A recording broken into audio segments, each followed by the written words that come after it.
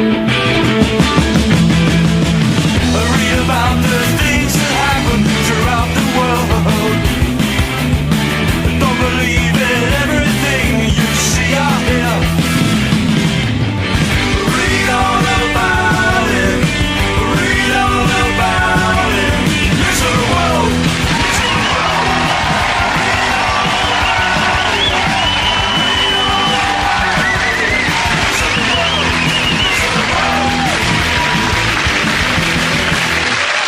Hello and welcome to Mock the Week. I'm Dara Breen. Joining me this week are Andy Parsons, Ed Byrne and Alan Cochrane, Chris Addison, Hugh Dennis and Gary Delaney.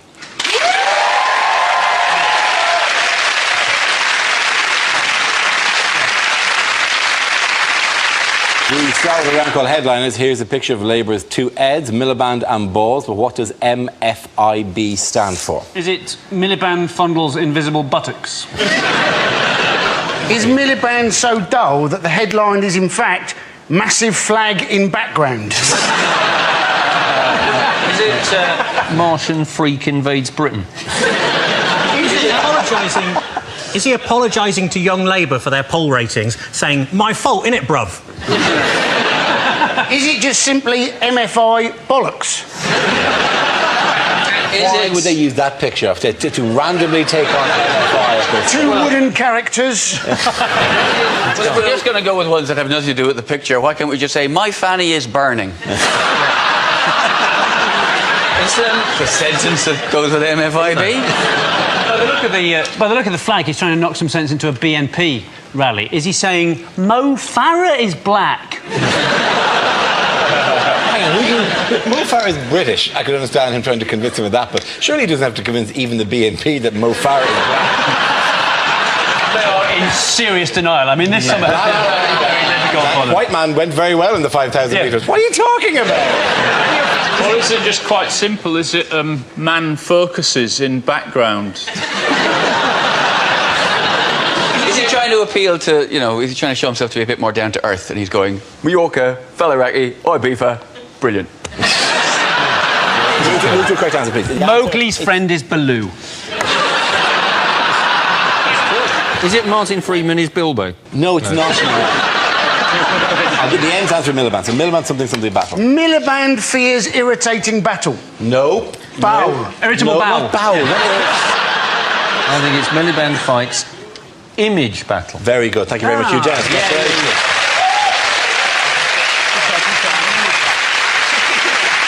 OK, the answer I was looking for was Miliband fights image battle. This is the news that Ed Miliband has launched a campaign to make himself better known to voters, embracing his geek image and comprehensive school education. It comes in a week when one poll suggests that 63% of the electorate do not see him as a future Prime Minister. The poll actually said, though, it said people didn't regard him as prime ministerial as David Cameron. And you're thinking, well, that's probably not much of a surprise because David Cameron is, in fact, the Prime Minister. Yes. We need to be a bit careful throwing stones about Ed Miliband appearing like a bit of a dork. If there are 7 men on television who don't need to be throwing stones in this particular glass house, it's this 7-man up you to the survival of the fittest theory, right? This is not the pot calling the kettle black. This is the kettle calling another kettle a kettle. To be fair, only one of us does a programme about maths. Yes. Well. What policies have Labour touted at the conference this week? He's promised more help for first-time buyers, and my parents helped me buy my first flat, and I can't thank them enough, it turns out. He wants to cut stamp duty, doesn't he, to promote growth? Yep. And you think, well, it might work. I mean, what was Cameron's best idea to promote growth? Everybody should build a conservatory. And you're thinking, that is not going to kick-start the British economy. It might kick-start the Polish economy. He's also going to sell 4G. Apparently they're going to sell 4G. I didn't know even we had 4G yet. I know people have talked about this thing, but they might as well go, and we shall sell the nation's reserves of unobtainium. The money we receive from that. Miliband said they're going to break up the banks, which is actually a policy that genuinely could solve the financial crisis, as long as they go back in time and do it before 2008. One banking reform that I would like to see is for the people who work at the Halifax, stop pissing about with that radio station and do some work. think if they did break up the banks, that Miliband is the sort of bloke that would just end up with a pen with one of those little chains on it. Out of everything in a bank. Here's a picture of Shadow Chancellor Ed Balls, but can anyone give me a phrase to sum this up? Well, obviously, good to see that Wayne Rooney is back to fitness. Is he thinking to himself? Is he just thinking to himself, why, when my name is Balls, do I keep having photographs like these? Is Mr. Ed Balls playing football in a match between MPs and journalists at the conference? Apart from playing football, what has Ed Balls been doing recently? He's a politician. He's been... Other than that... He has been sickening normal people everywhere by learning to play the piano. Yes, Did you to see what that? level? Grade 1. Grade 1, yes. And the grade 1 is recognising that that's not a piano. This is a trick test. That's not a piano. You have passed. I reckon he just heard mention of chopsticks and thought there might be some food available. It'll be good if he does learn chopsticks. That'll be handy for when he's Chancellor and has to beg money off the Chinese. You really, if you go into the Chinese and go, honourable Chinese president. Cling, cling, cling, cling, cling, cling, cling, cling, cling, They will go, you took an interest in our culture. Ding, ding, ding, ding, ding, ding, ding, ding. That's as much as I know. Okay. Darren, do you not think he would have lost them with honourable Chinese person? Opening with that. I'm in the diplomatic corps. What do you say? It'd be like arriving in the Congo on a diplomatic mission with a crate of umbongo. I believe you enjoy this beverage. We're told this is all you drink here in the Congo, which has been renamed for how long? Well, it's now called the Democratic Republic of Umbongo. By the way, who's he doing the test with? Lots of 5-year-old and 6-year-old children. 6-year-old children. 6-year-old child, Ed Balls. 6-year-old child, 6-year-old child. Which is creepy. If you was a 6-year-old child, you'd be thinking, you've been told, as you wait in that room, if you fail this, you're coming back again. And then a 45-year-old man... Even as a 6-year-old, you're thinking, oh my God, this guy is an idiot. They take this shit seriously. Please let me go. Please don't make me do the exam again. I do, in a way, think it's commendable that he's done it and it's good for him to have a release, but I also think it's a really bad thing for a busy politician to do in a sort of connecting with the people way, because people that have got normal jobs are then going, well, I haven't got time to learn the fucking piano. How have you got time? Well, he should really do what Cameron does and just get pissed and lose his kids and stuff like that. And then people are like, oh yeah, he's one of mine.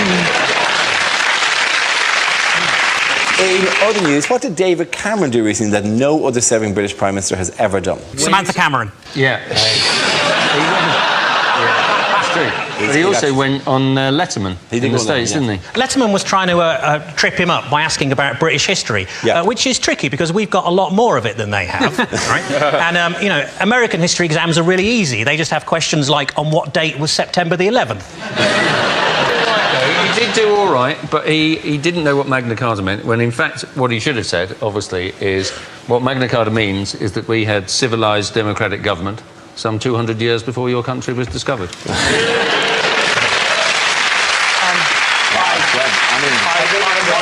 And also, I'd imagine, had he said that, it wouldn't quite have gone as well as an appearance as he would have liked. David Cameron was on a complete charm offensive. Look at you, your small, poxy country. Useless. We're older than you. Older. Feel my history. He could. I think he could also have gone, you say your name is Letterman. In my country, we would call you Postman. I'm sorry. He wasn't going on as a Bond villain. That would be Cheek. Kill him now! They love us as villains. They always have English people as villains. They don't know who he is. This was we could have sent anybody. We should have sent Alan Rickman. Hello. You know what he came out to? Do you know I know what he came out to. He came out to loads of dry ice, and they said it represented a London fog when we haven't had a London fog for over 100 years. That's the stereotype image that those Americans believe. What? The fat, dumb redneck.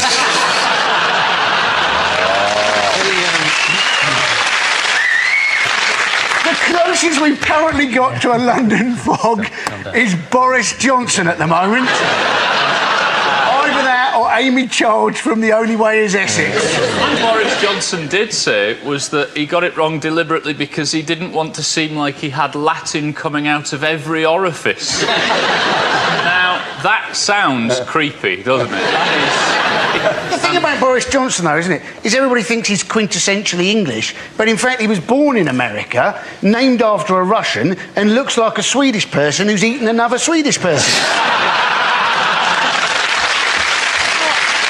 At the end, and the points go to Chris, Hugh and Gary. Our next round is called Newsreel. We play in a recent piece of footage featuring people in the news and ask you to suggest what might be being said. This week's clip features the Prince of Wales. Good God, it's Margaret Beckett, isn't it? From the First Labour government. You know, I'm beginning to wonder how recent this footage actually is. Oh, lovely, a train in a box. That's odd. Mummy normally gives me a Twix and a lump of organic cheese. Still, never mind. Stick that on eBay. So this will be your driver, Dave. Hello, Dave. I love you. So you drive this, do you? Yes, I bet you've got a tale or two to tell. Yeah, well, actually, it has been hairy a couple of times. I bet it is. Yes. Do you know, I quite fancy doing your job. Yes, and I quite fancy doing your job. Well, that's not going to fucking happen, is it? Can I have a go? No, I'm afraid it's against regulations. Is it? Is it? Now, Dave, think very carefully. Yes, I think that's the right answer. Nobody wants to be force-fed organic biscuits. Anyway, let's have some fun. This is an impression. This is the British economy. It's going backwards. Yes, I'm real weak. Don't worry, I understand about trains. Now, tell me, Dave, can this go sideways? It's backwards and forwards. Why don't we just concentrate on driving the train? So just push the lever forward if you could. It's a lever, is it? I thought it was an enormous licorice allsort. What do? Just push it forward, do I? Oh, yes, look, we're going. Well, this is a piece of piss day. You're stealing a living. Yes. Oh, wait a minute. Hang on, my arm's stuck. I think, hang on, Dave, my arm's locked. David, my arm. Dave, my arm, I can't stop. My arm's locked. His arm's locked. My arm's locked. I can't. Oh, my God, where are the brakes? Where are the brakes? They're out of control. I can't stop it. Got you there, didn't I, Dave? Well done, you done us. Now we play a round called Wakey Wakey, Rory Muckleroy. This game involves Ed and Gary, so if you could make your way to the performance area, please. This round is a stand-up challenge. I launched a wheel of news, and whoever chooses to stop, one of our performers must step forward and talk about that subject. The winner is, however, I think is the funniest. Okay, here we go. Let's have the first topic, please. The first subject is parenting. I'll take this. We have 2 children in our house. 2 boys. One is 4 months old and the other is 21 months old. Yeah. We didn't want there to be too big a gap, so my wife had them both by cesarean.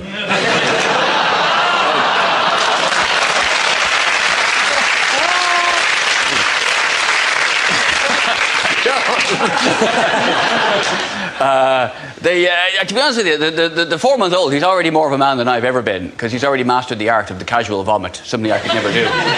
When I'm sick, it's a biblical event, it's coming out my nose, I'm pulling muscles in my back, but he's so cool with it. He'll puke and then he'll look at you like you just did it. You know, what's this? That was you? Don't think so, doesn't sound like it. But it's amazing the pressure that can build up inside a small child. It's got the puke flies out and the piss flies out and the shit. Honestly, if I was to feed him creosote instead of milk, I could do me fence with him.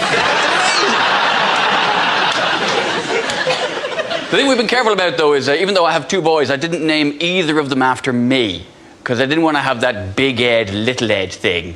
Because when you call him one of your sons Little Ed, it just sounds too much like you're talking about your cock. Oh, Little Ed's been misbehaving. It just seems a bit... Honey, will you just hold Little Ed? Just hold Little Ed for just a minute. Hold Little Ed. Oh, Little Ed's been sick on you. It's just not right. Thank you very much, Ed. Okay, that leaves us with Gary. Let's see what you've been left with. Okay, let's spin that wheel. And the topic is celebrity. Celebrity. They've started a celebrity magazine for the elderly. It's called Hello, Hello, Hello. Uri Geller, surprisingly hard to stab.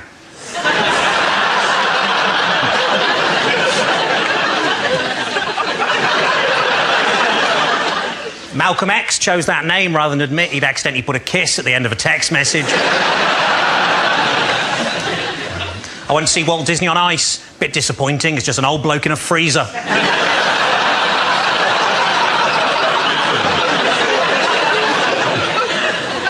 The new president of France said this week that English speakers were arrogant in their refusal to learn foreign languages.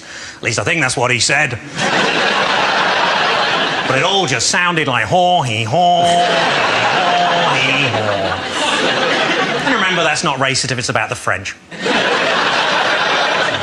I'd have £5 on the Dalai Lama if I was a Tibetan man.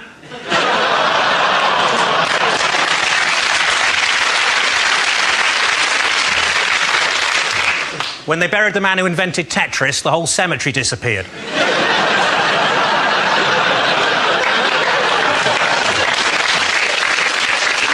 As well as 7 years in prison here, Abu Hamza could be deported to the United States where he could face the electric chair. But on the plus side, if he is electrocuted, at least he can just stick his hook in the air and pretend to be a bumper car. Well done, guys. Point to both of you. Come on back.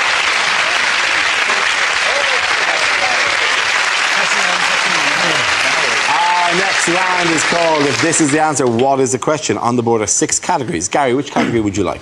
I would like sport, please. OK, the category is sport, and the answer is 14 and a half. What is the question?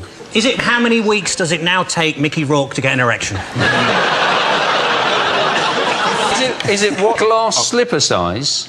What glass slipper size would have made Prince Charming go, OK, I'll leave it?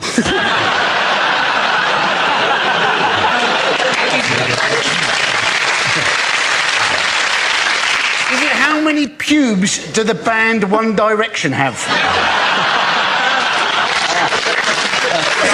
Is it how many months does Wayne Rooney think there are in a year? Is it how many shades of grey are there really? How many minutes did it take to write Gangnam Style?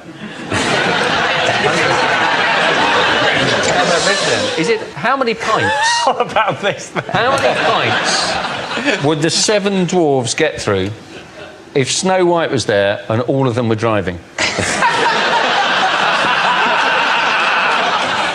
Get that, eh? Get the maths of that. I don't get it. I don't get it. 2 pints each to be under the limit, plus a half for the lady, you know. Is it how far into Jamie Oliver's 15-minute meals did I realise I didn't have the right ingredients?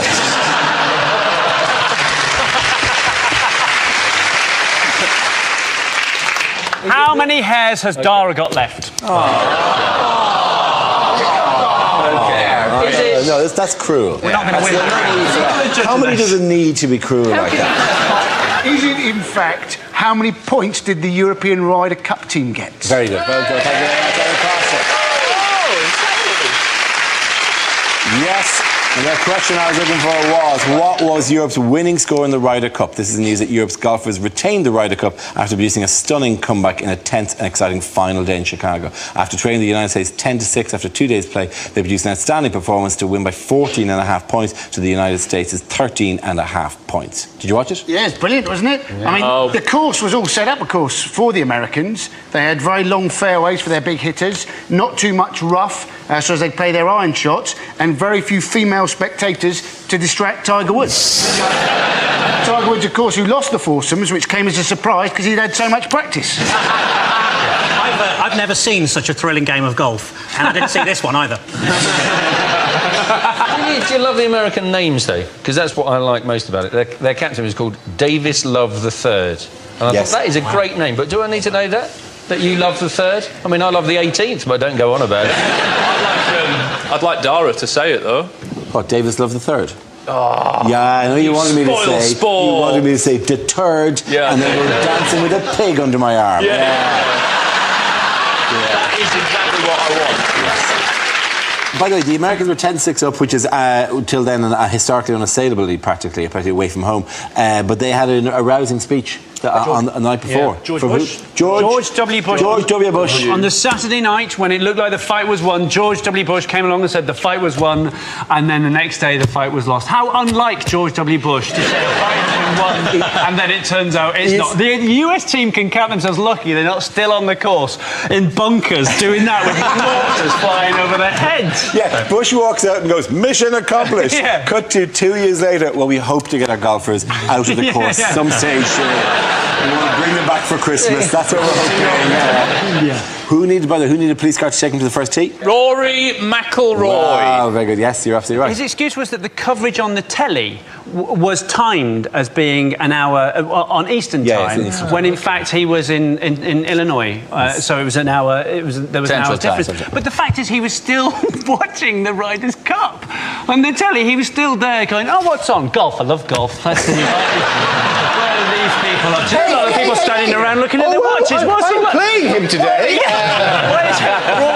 Rory, when this guy turns up, is he going to be... Wow. Ding! Penny drop. Here's a picture of the European team celebrating their win. Can you sum this up with a phrase or a caption? Yep, what a load of swingers. This is what's happening in the 1970s right now. I think they're twisting again, you know, like we did last summer.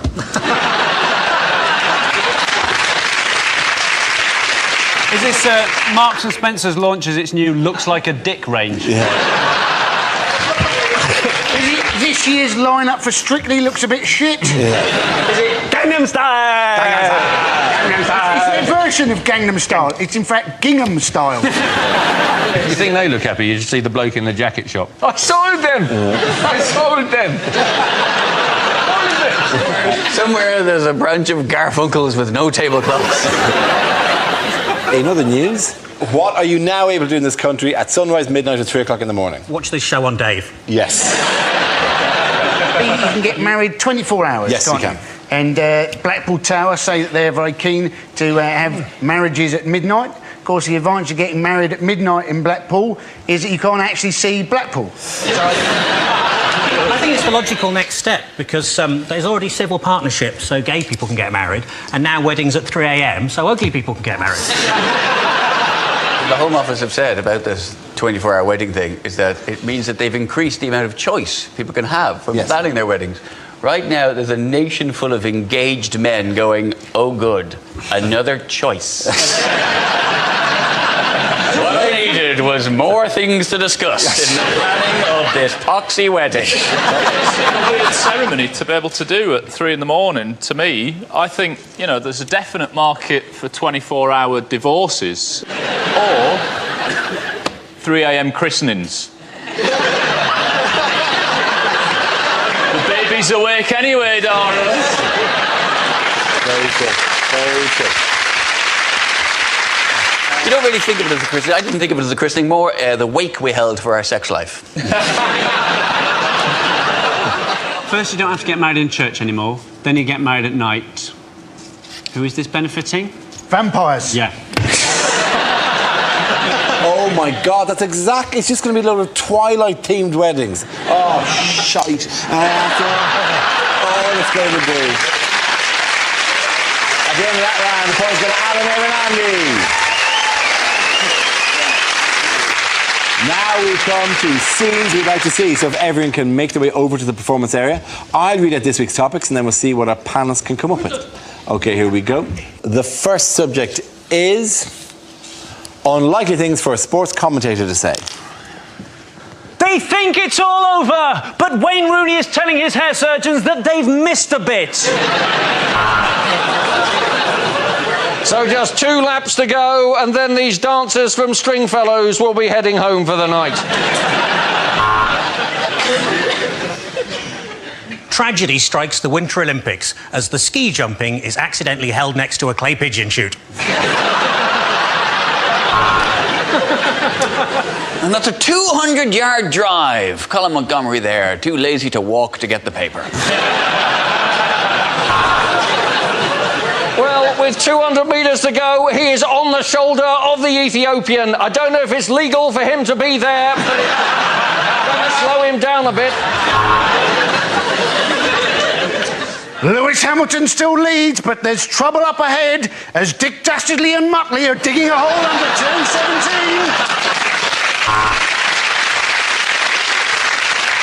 She can see the line now. She can see the line. She's definitely pregnant. Welcome back to the women's shot put. Here's the Lithuanian. My, what a pretty little thing.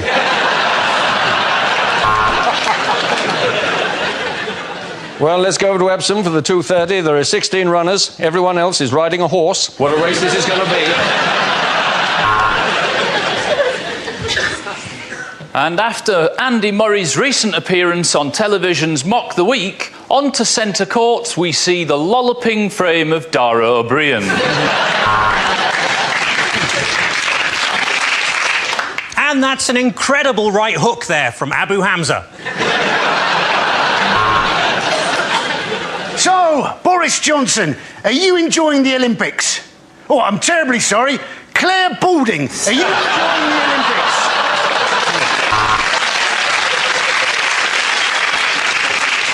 And there was some confusion earlier on centre court when Andy Murray thought he'd signed one of those giant novelty tennis balls, and it turned out to be a fat kid's face with jaundice.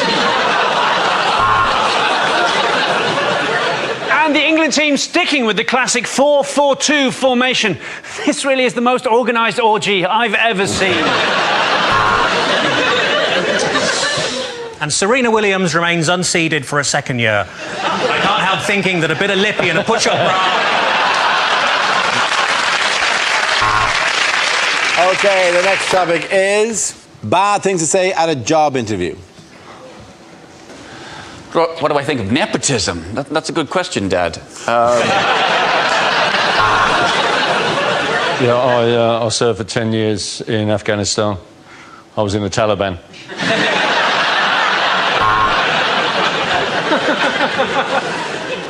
I like to see myself as a people person, although some people have called me a trafficker.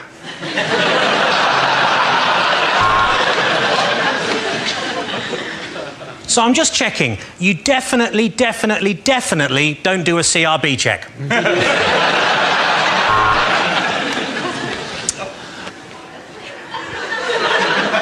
You ask a lot of questions.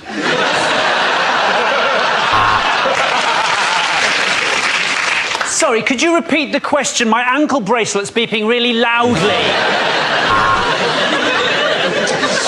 Well, I am a fully qualified geography teacher, and the school's next door, is it?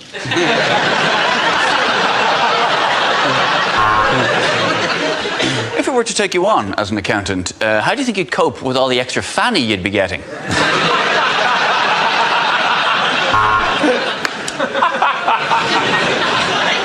Do I like jogging? Oh, I thought he said, do I like dogging? The answer's still yes. You've demonstrated a bad attitude, an inability to listen, and a complete lack of interest in others. Welcome to Ryanair's customer service team.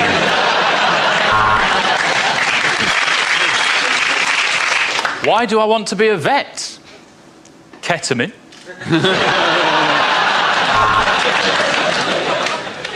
Well, they gave me a tutu at university, so I just thought I'd wear it to the interview.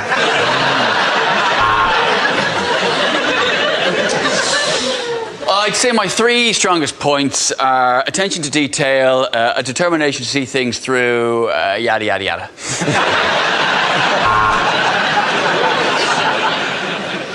Yes, I think I would be the perfect candidate today to make the platform announcer. Why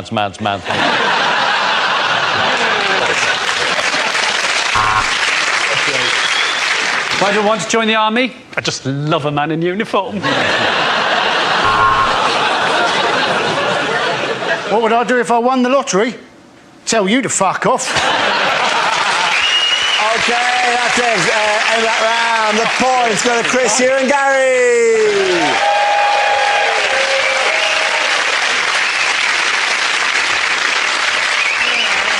And that's the end of the show. This week's winners are Chris Addison, Hugh Dennis and Gary Delaney. Commiserations to Andy Parsons, Ed Byrne and Alan Cochrane. Thanks for watching. I'm Darrell Green. Good night.